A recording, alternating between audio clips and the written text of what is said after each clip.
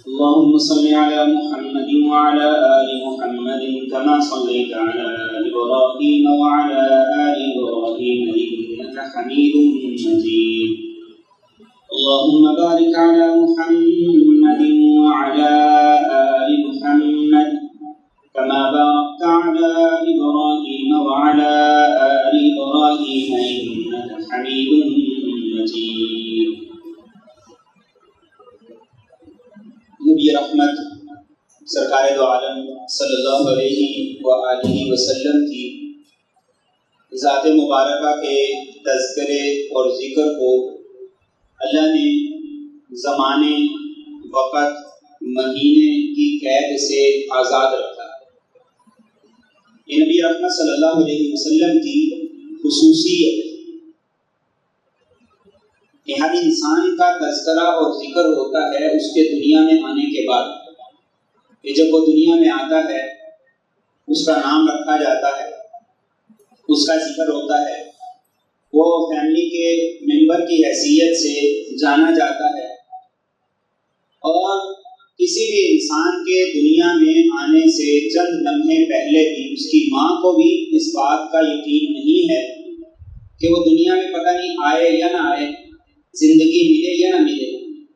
اور پھر اس کے بعد اس کا نام سوچا جاتا ہے، اس کا ذکر ہوتا ہے، اس کا نام لکھا جاتا ہے. یہ سارا اس کی زندگی کا ایک سرکل چلتا ہے. نبی رحمت صلی اللہ علیہ وآلہ وسلم کی ذات مبارکہ کا تذکرہ آپ کی آمد کے بعد نہیں شروع ہوا. آپ کی ذات مبارکہ وہ ہیں کہ آپ کا تذکرہ ہر پیغمبر کی زبان سے اللہ نے کروایا. آپ کی ذات مبارکہ وہ ہے کہ آپ کا تذکرہ اللہ تعالیٰ نے ہر پیغمبر کی کتاب میں کیا. اور اس بات کی گواہی خود قرآن دے گا. الذین یتبعون الرسول النبی الامی الذی یجدونہ مکتوبا عندہم فی التوراۃ والانجیل. کہ آپ کے تذکرے اللہ تعالیٰ نے تورات میں بھی کیے ہیں، انجیل میں بھی کیے ہیں. اور صرف آپ کے تذکرے نہیں کیے، آپ کی امت کے تذکرے بھی کیے ہیں. آپ کی امت کے تذکرے بھی کیے، ان کی صفات اور ان کے کمالات. قرآن کریم کہتا ہے کہ آپ کے تذکرے کیے گئے پہلی کتابوں میں اور آپ کی امتوں کے تذکرے بھی پہلی کتابوں میں اللہ تعالیٰ نے درج کی. یہ جیسے آپ کا اعزاز ایسے آپ کی امت کا بھی اعزاز ہے. اور پھر پیغمبر آ کے آپ کی بشارت دیتے رہے. عیسیٰ علیہ السلام کی گواہی قرآن میں موجود ہے. وَمُبَشِّرًا بِرَسُولٍ یأتی من بعدہ ومبشرا برسول یأتی من بعد اسمہ احمد. کہ لوگوں میں خوشخبری دیتا ہوں تمہیں اپنے بعد ایک ایسے رسول کی جس کا نام احمد ہو. اور پھر ابراہیم علیہ السلام آپ کے لیے دعائیں کرتے رہے. اس سے پیچھے چلتے جائیں آدم علیہ السلام حضرت شیش کو آپ کی امت کے بارے میں بتا رہے ہیں. اور جب آدم علیہ السلام سے پیچھے ہم چلا جائیں تو وہاں بھی ہمیں تذکرہ ملتا ہے. انس رضی اللہ تعالیٰ عنہ یہ سوال کرتے ہیں نبی رحمت صلی اللہ علیہ وسلم سے، یا رسول اللہ صلی اللہ علیہ وسلم متی وجبت لک النبوۃ، آپ کو نبوت کب عطا ہوئی، کب ملی؟ اب یہ تو ہمیں سب کو پتا ہے کہ 40 سال کی عمر میں آپ نے نبوت کا اعلان فرمایا. لیکن حضرت انس کا سوال اس سے بھی گہرا اور بڑا سوال تھا.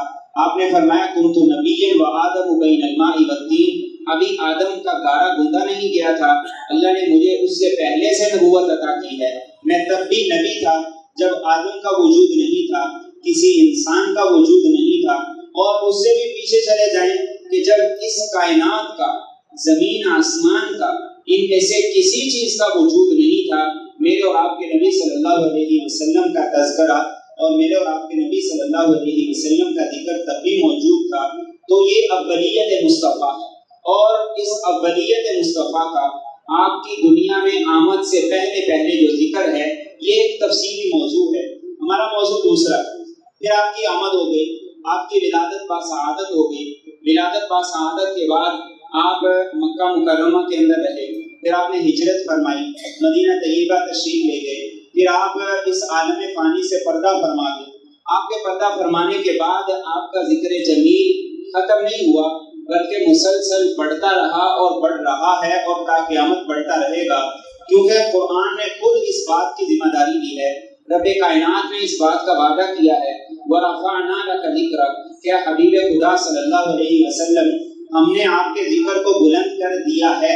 ایک ہے کر دیں گے، کر دیں گے میں وعدہ ہے، کر دیں گے میں وعدہ ہے، کر دیا ہے، آپ کا ذکر اتنا بلند کر دیا ہے کہ قیامت تک اس تک نہ کوئی پہنچ سکے گا، نہ کسی کا تذکرہ، نہ کسی کی سوچ، نہ کسی کا وہم و خیال۔ اور پھر اس کے بعد قیامت کا ایک منظر ہوگا، اور قیامت کے منظر سے پہلے 2 مرتبہ سور پھونکا جائے گا۔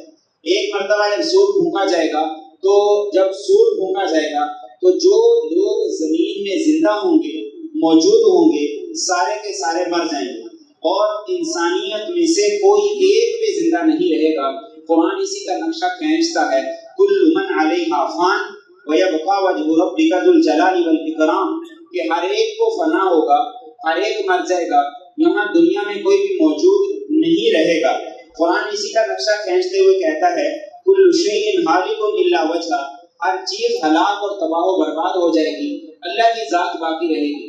تو ایک کائنات کے اوپر وقت اور منظر وہ آئے جس کو قرآن کریم کہتا ہے کل شیء ہالک الا وجہہ، ساری کی ساری انسانیت یہ تباہ ہو جائے گی، فنا ہو جائے گی، ختم ہو جائے گی، کوئی بھی باقی نہیں رہے گا۔ پھر اس کے بعد جب قیامت کے احوال شروع ہوں گے، دوسری مرتبہ سور پھونکا جائے گا۔ اسے قرآن کریم یوں بیان کرتا ہے وَنُفِخَ فِي الصُّورِ فَإِذَا هُمْ مِنَ الْأَجْدَاثِ إِلَىٰ رَبِّهِمْ يَنْسِلُونَ قَالُوا يَا وَيْلَنَا مَنْ بَعَثَنَا مِنْ مَرْقَدِنَا هَٰذَا مَا وَعَدَ الرَّحْمَٰنُ وَصَدَقَ الْمُرْسَلُونَ۔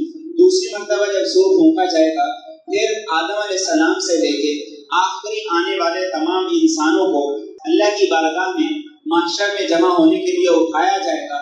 لیکن اولیت مصطفیٰ کیا ہے؟ رسول کریم صلی اللہ علیہ وآلہ وسلم فرماتے ہیں انا اول من تنشق عنہ الارض، فرمایا سب سے پہلے اللہ تعالیٰ میری قبر کو کھولیں گے، سب سے پہلے مجھے میری قبر سے اٹھایا جائے گا جب کوئی بھی انسان قبر سے نہیں اٹھایا گیا ہوگا۔ پھر ابو بکر اور عمر کو اٹھائیں گے، پھر اس کے بعد جنت البقیع والوں کو اٹھائیں گے، پھر اس کے بعد آپ فرماتے ہیں کہ اللہ تعالیٰ ساری انسانیت کو اٹھائیں گے، اور پھر اب میدان محشر کی طرف سفر ہوگا، ساری انسانیت میدان محشر کی طرف جائے گی، بڑھے گی، اور آپ فرماتے ہیں انا قائدہم، میں ساری انسانیت کا قائد بنوں گا۔ پھر جب میدان محشر میں لوگ جمع ہوں گے، وہاں پہ نفسا نفسی کا عالم ہوگا، اور قرآن یہ کہتا ہے فلا انصاب بینہم یومئذ ولا یتساءلون، نہ حسب نسب ہوگا، نہ کوئی رشتہ ہوگا، نہ کوئی تعلق ہوگا، نہ واسطہ ہوگا۔ اب لوگوں کو اس محشر کی گرمی میں سب سے پہلی فکر اور ٹینشن یہ ہوگی کہ ہمارا حساب شروع کیا جائے، ہمارا حساب شروع کیا جائے، اور لوگوں کی یہ کیفیت ہوگی۔ قرآن یہ کہتا ہے یا ایھا الناس اتقوا ربکم ان زلزلۃ الساعۃ شیء عظیم یوم ترونها تذهل كل مرضعۃ عما ارضعت وتضع كل ذات حمل حملها وترى الناس سکارى وما هم بسکارى ولكن عذاب اللہ شدید۔ اس نفسا نفسی کا عالم ہوگا کہ ہر انسان یہ کہے گا کہ حساب شروع ہو جائے، ہماری جان چھوٹ جائے۔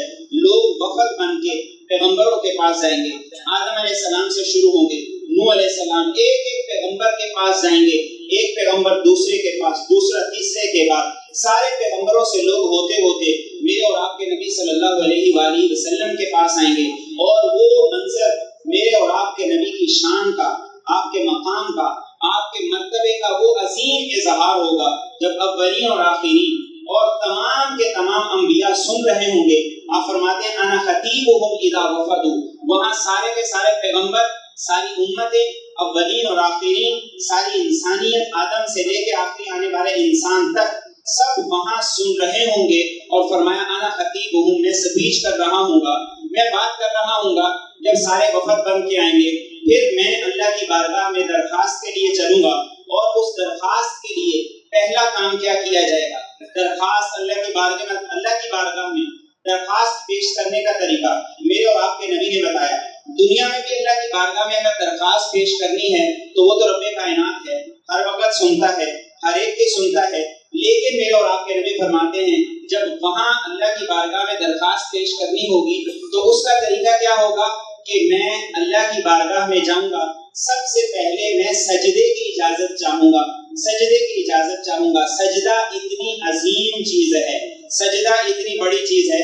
درمیان میں ایک بات عرض کر دوں, جب قیامت کا دن ہوگا اللہ کی تجلی پڑے گی. سورہ قلم میں اللہ یہ فرماتے ہیں کہ اللہ کی تجلی پڑھنے کے بعد سارے کے سارے نمازی سجدے میں گر جائیں گے, سارے کے سارے نمازی سجدے میں گر جائیں گے, سارے کے سارے نمازی سجدے میں گر جائیں گے. کوئی ذاتی طور پہ سجدہ نہیں کرے گا, اپنی اپنی اپنی اپنی دل سے, اپنی کوشش سے, اختیار سے سجدہ نہیں. اللہ کی تجلی پڑے گی, سب سجدے میں گر پڑیں گے. اس موقع پہ کئی مسلمان, قرآن کہتے ہیں, ایسے ہوں گے جن کے دل میں یہ خواہش ہوگی کہ آج ہم بھی سجدہ کریں, لیکن اللہ فرمائیں گے کہ نہیں, آج تم سجدہ نہیں کر سکتے. کیوں نہیں کر سکتے باری تعالیٰ؟ اللہ فرمائیں گے اس لیے کہ یدعون الی السجود فلا یستطیعون, کہ دنیا میں جب تمہیں کہا جاتا تھا حی علی الصلاۃ حی علی الفلاح, سجدے کی طرف آؤ, تو تم سجدے کی طرف نہیں آتے تھے, جبکہ تمہیں استطاعت بھی تھی, صحت مند بھی تھے, کمر جھکتی بھی تھی. آج تمہاری کمر کو تختہ بنا دی کہ آج سجدہ نہیں کر سکو گے. تو میرا اور آپ کے نبی جب پہلی درخواست لے کے اللہ کی بارگاہ میں جائیں گے تو سجدے کی اجازت مانگیں گے, تو نبی رحمت فرماتے ہیں اولیت مصطفیٰ کیا ہے؟ انا اول من یؤذن له بالسجود. قیامت کے دن کسی پیغمبر کو بھی سجدے کی اجازت نہیں ملے گی, اللہ سب سے پہلے مجھے سجدے کی اجازت دیں گے. آپ فرماتے ہیں پھر میں سجدہ کروں گا اور بڑا طویل سجدہ ہوگا, اور آپ فرماتے ہیں کہ اس سجدے کے اندر میں اللہ کی ایسی شان بیان کروں گا کہ ایسی شان اس سے پہلے کبھی کسی نے بیان نہیں کی ہوگی, کسی پیغمبر نے بھی بیان نہیں کی ہوگی. اور ایسے کلمات ہوں گے, نبی رحمت فرماتے ہیں کہ ایسے کلمات کبھی میری زبان پہ اس سے پہلے نہیں آئے تھے. ایسے خوبصورت کلمات سے میں اللہ کی سفارش کروں گا. پھر آپ فرماتے ہیں انا اول من یؤذن له بالرفع بالسجود. پھر اللہ تعالیٰ سب سے پہلے مجھے حکم دیں گے کہ یا محمد ارفع راسک سل تشفع. آپ اے محمد صلی اللہ علیہ وسلم آپ اپنا سر اٹھائیے. آپ فرماتے ہیں کہ میں اپنا سر اٹھاؤں گا, اور اللہ کی بارگاہ کے اندر اس موقع پر اللہ کی بارگاہ میں سب سے پہلے مجھے سجدے سے سر اٹھانے کی اجازت دی جائے گی. یہ اولیت مصطفیٰ ہے. پھر آپ فرماتے ہیں سب سے پہلا کام کیا ہے؟ لوگوں کا حساب کتاب شروع ہو, پروسیس شروع ہوگا تو لوگ اس حساب کتاب کی اذیت سے نکلیں گے. تو آپ فرماتے ہیں میں اول شافع, سارے پیغمبروں میں سے سب سے پہلے اللہ سفارش کا حق مجھے دیں گے, میں آگے بڑھوں گا اور سب سے پہلے میں سفارش کروں گا. نبی رحمت فرماتے ہیں صرف سفارش نہیں ہوگی, یہ اللہ کی بارگاہ ہوگی جہاں اس سے پہلے کسی کو سفارش کی اجازت بھی نہیں ہوگی. من ذا الذی یشفع عنده الا باذنہ. پھر آپ فرماتے ہیں کہ اللہ کی اجازت سے میں جب سفارش کروں گا تو پھر سفارش نہیں ہوگی خالی, صرف سفارش نہیں ہوگی خالی, بلکہ فرماتے ہیں وَأَوَّلُ مُشَفَّعٍ, سب سے پہلے اللہ میری سفارش کو قبول کریں گے, اور میری سفارش کو قبول کرنے کے بعد اللہ تعالیٰ امتوں کا حساب شروع کریں گے, لوگوں کا حساب شروع کریں گے. اور اللہ کا غضب, اللہ کا جلال, اللہ کا غصہ اتنا زیادہ ہوگا کہ جب یہ کہا جائے گا کہ بتاؤ حساب شروع کرتے ہیں تو سب سے پہلے کس کا حساب شروع کیا جائے, سب سے پہلے کس کا حساب کیا جائے؟ تو رحمت دو عالم صلی اللہ علیہ وسلم ہاتھ پکڑ کے ابو بکر صدیق کو اللہ کی بارگاہ میں پیش کر دیں گے کہ باری تعالیٰ سب سے پہلے ابو بکر کا حساب لیا جائے. جب ابو بکر کا حساب اللہ لیں گے تو اللہ کا غصہ ٹھنڈا ہو جائے گا. یہ شان ہے میرے اور آپ کے نبی کی, یہ اولیت مصطفیٰ ہے. اور یہ صرف اولیت مصطفیٰ نہیں ہے, اولیت صدیق اکبر بھی ہے. یہ ہمارا عقیدہ ہے, اولیت مصطفیٰ نہیں ہے, صرف اولیت صدیق اکبر بھی ہے. 9 ربیع الاول, آج کتنی ربیع الاول کی؟ 8. 9 ربیع الاول, 9 ربیع الاول وہ دن تھا جس وقت میرے اور آپ کے نبی نے کہا تھا مروا ابا بکر فلیصلی بالصلاۃ, ابو بکر کو حکم دو کہ وہ مصلی امامت پہ کھڑے ہو. اس لیے کہ نبی کی زندگی میں کوئی مصلی امامت پہ نہیں کھڑا ہوتا تھا جب تک نبی ہوتے تھے کوئی مصلی امامت پہ نہیں کھڑا ہوتا تھا. تو آپ نے کہا کہ میرے بعد خلافت بھی گویا ابو بکر کو ملنی ہے, ابو بکر کو حکم دو وہ نماز پڑھائے. اب یہاں میں تھوڑی سی بات عرض کر رہی تو آگی ہے. تو آپ نے کہا ابو بکر کو حکم دو نماز پڑھائے. عائشہ نے کہا یا رسول اللہ صلی اللہ علیہ وسلم ان کا دل بڑا نرم ہے, آپ کی جگہ پہ ابو بکر نہیں کھڑے ہو سکتے. آپ کی شان مقام کتنا قرب تھا ابو بکر کا میرے اور آپ کے نبی کے ساتھ, لیکن کہا یا رسول اللہ ابو بکر نہیں کھڑے ہو سکتے. آپ صلی اللہ علیہ وسلم غصے ہو گئے, ناراض ہو گئے, کہا مروا ابا بکر, یہ مصلی امامت میرے بعد اولیت اگر کسی کو ہے اس مصلی امامت پہ کھڑے ہونے کی, اس خلافت کے تاج کے سجنے کی, جو میرے بعد میرے کسی صحابی کے سر پہ سجے گا تو وہ صرف ابو بکر کو ہے. ابو بکر کو حکم دو نماز پڑھے، تو قیامت کے دن بھی یہی افضلیت ہوگی، وہاں مصطفیٰ اول ہوں گے، سفارش میں اول، شفاعت میں اول، شفاعت قبول کرنے میں اول۔ پھر جب حساب کی باری ہوگی سب سے پہلے ابو بکر کو آپ پیش کریں گے اور اللہ کا غصہ ٹھنڈا ہوگا ابو بکر کے حساب کے بعد۔ پھر آپ فرماتے ہیں انا فرطکم علی الحوض، صحابہ کے لیے آپ کا دنیا سے چلے جانا اس سے بڑا حادثہ کوئی نہیں تھا، اس سے بڑی دنیا میں کوئی بیڈ نیوز نہیں تھی کہ آپ دنیا سے چلے گئے، لیکن آپ صحابہ کو کیسے تسلی دے گئے؟ انا فرطکم علی الحوض، میرے صحابہ کہ تم نے میرے دنیا سے جانے کے بعد پریشان نہیں ہونا، میں پہلے اس لیے جا رہا ہوں تاکہ حوض کوثر پہ جا کے تمہارا انتظار کروں، تاکہ حوض کوثر پہ جا کے تمہارا انتظار کروں اور حوض کوثر پہ جا کے جو انتظامات ہیں ان کو دیکھوں۔ اس لیے آپ فرماتے ہیں کہ میں سب سے پہلے حوض کوثر پہ موجود ہوں گا، میری امتیں بعد کے اندر آئیں گی، اور آپ فرماتے ہیں میرا ایک احساس افضلیت مصطفیٰ قیامت کے دن کیا ہوگی؟ آپ فرماتے ہیں کہ میں دیکھوں گا بڑی انسانیت ہے، انسانیت کا ہجوم ہے، ساری سر ہے، مجھے یہ خواہش پیدا ہوگی کہ یہ میری امت کے لوگ ہیں۔ آپ فرماتے ہیں جب وہ قریب آئیں گے تو مجھے کہا جائے گا نہیں یہ آپ کی امت نہیں ہے، یہ عیسیٰ علیہ السلام کے پیروکار ہیں۔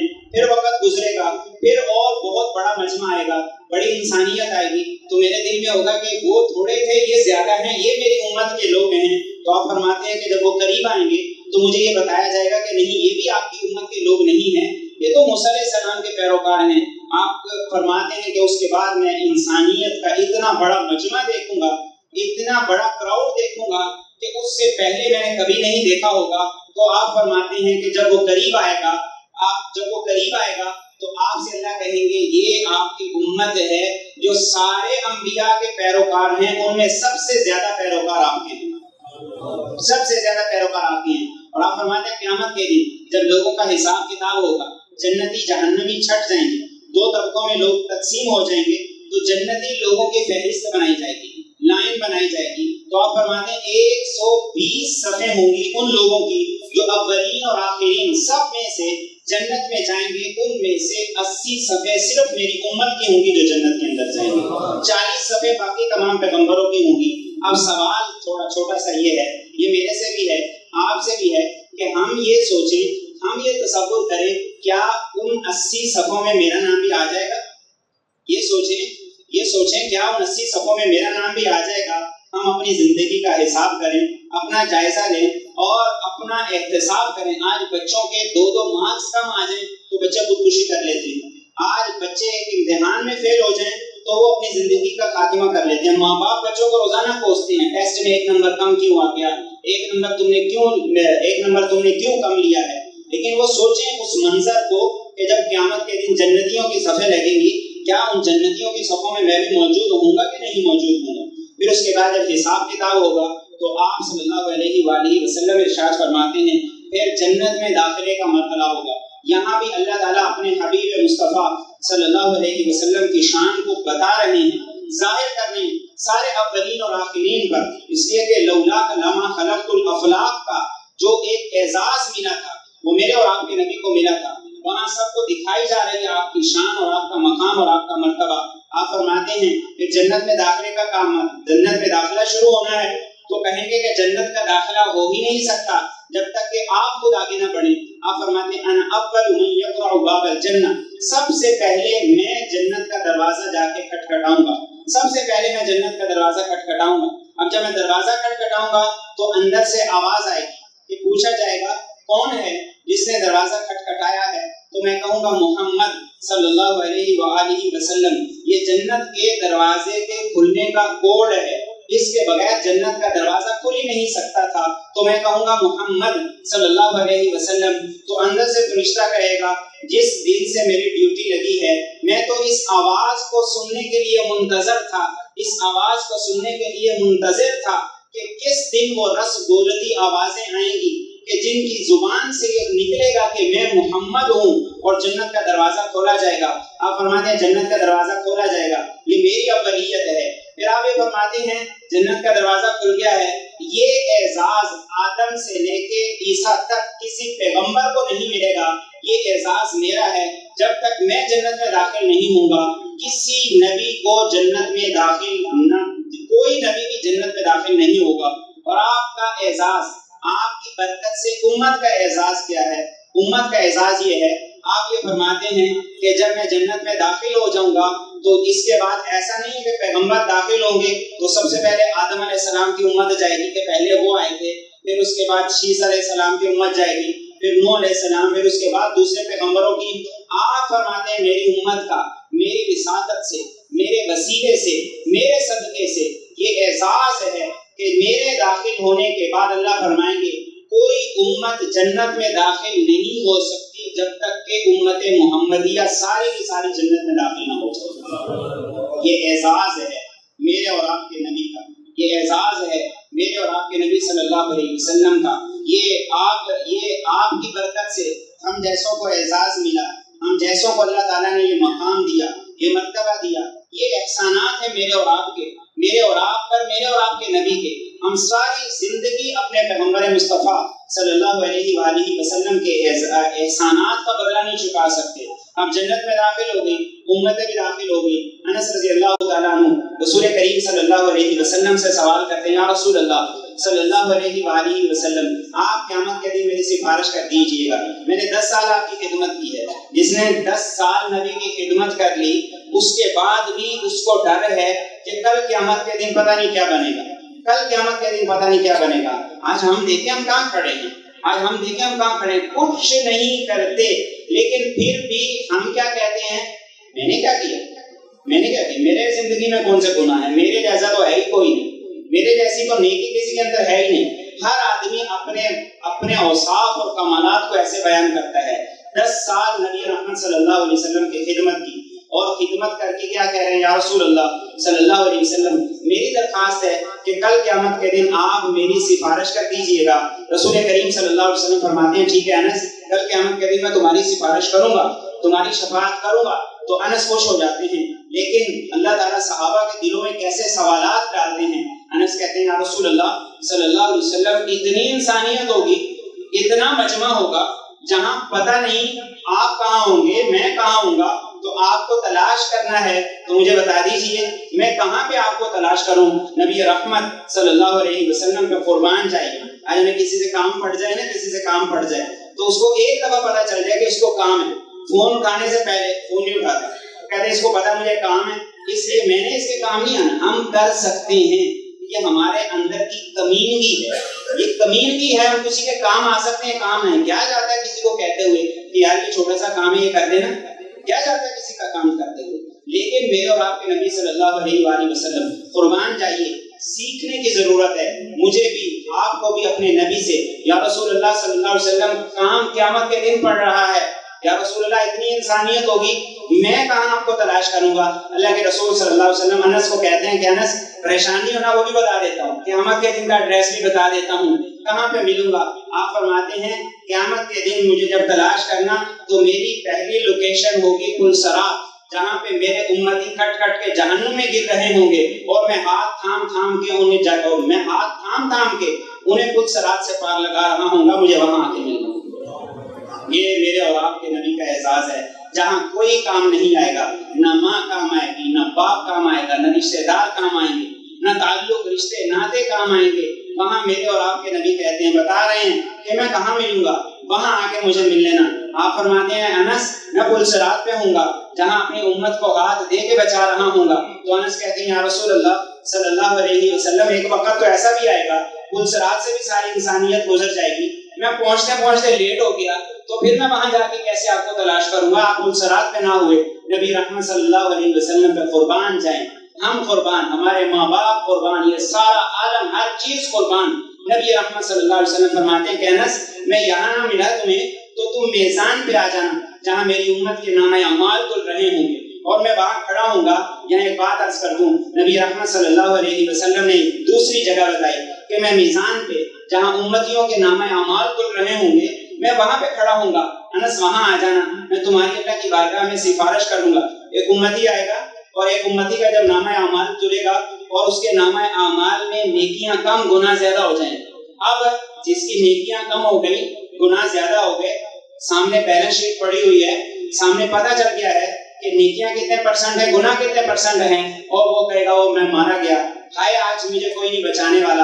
اتنی دیر میں ایک نورانی شخصیت ہوگی، وہ ایک پیپر نکالے گی، اس उम्मतियों के नामा अमाल के अंदर नेकियों के पलड़े में रख देगी और वो देखते देखते नेकियों का पलड़ा झुक जाएगा और उसका ऐलान हो जाएगा, सर्टिफिकेट जारी हो गया कि ये कामयाब हो गया। वो कहेगा कि ये नूरानी शख्सियत कौन है जिसने इस वक्त मेरा साथ दिया जबकि मायूस हो चुका था, जबकि कोई कामयाबी का इम्कान ही नहीं रहा था। तो नबी रहमत सल्लल्लाहु अलैहि वसल्लम फरमाएंगे ये मैं तुम्हारा नबी हूँ, तुमने मुझे पहचान लिया, तुमने मुझे देखा नहीं है, तुमने मेरा दीदार नहीं किया, मैं तुम्हारा नबी हूँ, आज मैं तुम्हारे काम आया हूँ। तो पूछेगा ये पेपर क्या था, ये पर्चा क्या था जो इसमें रखा गया है और नामा अमाल झुक गया है। मेरे और आपके नबी सल्लल्लाहु अलैहि वसल्लम फरमाएंगे ये पेपर तुम्हारा मुझ पे पड़ा हुआ दुरूद था जिसने आज तुम्हें बचा लिया। आज हम कितना दुरूद पढ़ते हैं, आज कितना दुरूद पढ़ते हैं।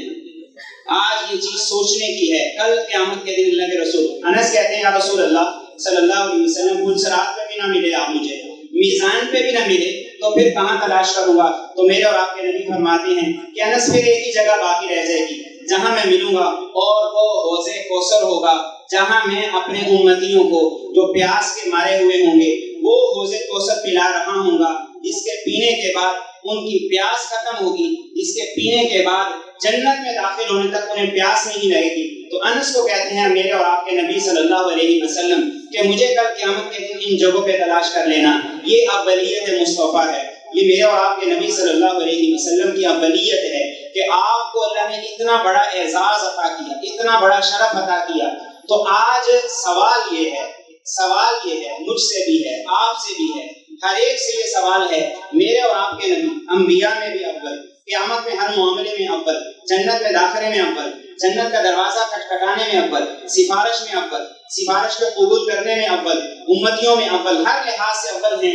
सवाल ये है आज उम्मत किस चीज में अव्वल है, आज उम्मत किस चीज में अव्वल है। हम मजमूई तौर पे देखें, हमारे मुल्क का तारुफ दुनिया के अंदर क्या है, 2 नंबरी।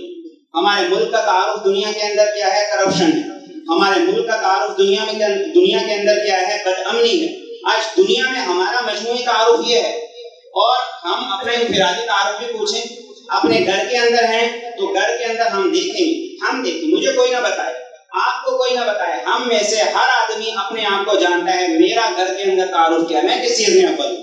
घर वालों को सताने में, बदतमीजी में, बेवकूफ़ी के अंदर और उनको परेशान करने में किस चीज में अव्वल हूँ। मेरी फैमिली है, मेरा खानदान है, मैं खानदान में किस चीज में अव्वल हूँ। मफाद परस्त होने के अंदर, दूसरों को चीट करने के अंदर, दूसरों का एहसास न करने के अंदर किस चीज में अव्वल हूँ। हम कारोबार करते हैं, मेरे साथ कितने लोग कारोबार करते हैं, वो कारोबार करने वालों में मैं किस चीज में अव्वल हूँ। आज इस अव्वलियत को तलाश करना ये उम्मत का फरीजा है। आज इस अव्वलियत को तलाश करना ये उम्मत की जिम्मेदारी है कि हमारे पैगंबर अव्वल हैं, तो कल क़यामत के दिन हमने भी अपने पैगंबर की अव्वलियत को बढ़ाना है। जितना हम लोग जन्नत की तरफ जाएंगे, जितना हम लोग अच्छे अमाल की तरफ जाएंगे, उतना ज्यादा पैगंबर के उम्मत के जन्नतियों में जाने वाले लोगों में इजाफा होगा।